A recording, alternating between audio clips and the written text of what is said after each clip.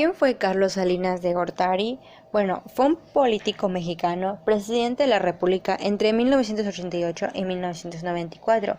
Fue un hijo del senador y secretario de Estado Raúl Salinas Lozano, que fue ministro de Industria y Comercio de su país, y de Margarita de Gortari, presidenta y fundadora de la Asociación de Mujeres Economistas de México.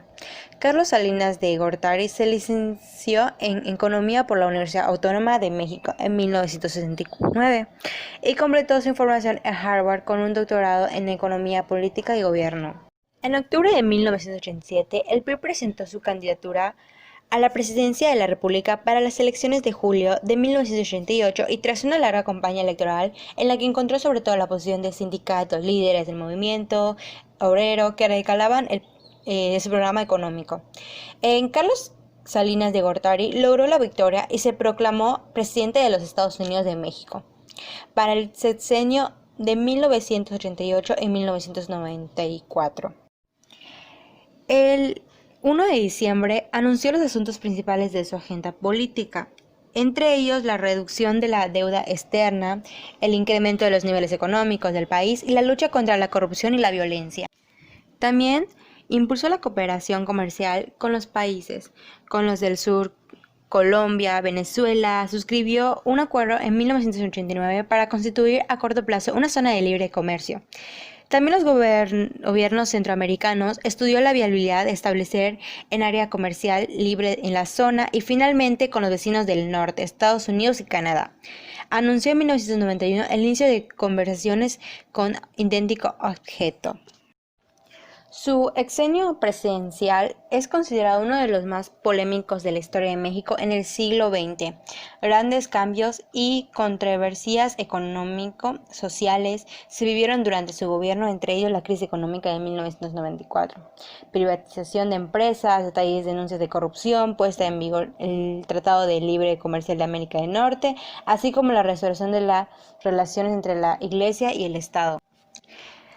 Lo que trajo Carlos Salinas de Gortari fue diferentes cambios económicos y sociales. Bueno, uno de ellos sería el Trato de Libre de Comercio. La firma del Trato de Libre de Comercio entre México, Estados Unidos y Canadá quizás fue uno de los aspectos más destacados de su gestión, pues se formalizó la relación comercial entre los países, las negociaciones y comenzaron en 1990 y continuaron durante 3 años. Sin embargo, analistas señalan que los resultados en materia de comercio e inversión extranjera tuvieron un aspecto positivo. La crisis económica fue en 1994 cuando el expresidente presentó un alto gasto gubernamental en obras públicas para lidiar con un déficit de cuentas corrientes. Salinas decidió emitir desabonos que aseguraban pagos en dólares, con los cuales se pudo recaudar fondos del Banco de México. Sin embargo, tras situaciones políticas como el asesinato de Luis Donaldo Colosio, los inversionistas se asustaron, canjearon sus desabonos en efectivos y se vaciaron las reservas de Bancico. Ante esto, el exmandatario no realizó ninguna estrategia y su asesor no pudo contener la crisis financiera conocida como el error de diciembre o efecto tequila. También se dice que aumentó la pobreza del país. Si bien las reformas económicas de Salinas de Gortari ayudaron a estabilizar momentáneamente el país, su costo fue el aumento de personas en condición de pobreza, de acuerdo con los datos de la Secretaría de Desarrollo Social. Ahora secretaria de Bienestar, al final de la gestión de Salinas, el porcentaje de la población en pobreza era de 52.4%. Salinas abandonó el país en 1995, sumido en una complicada crisis política y personal, atacado por todos los medios políticos que antes habían aplaudido sus decisiones ejecutivas a la grave situación económica del país tras su mandato.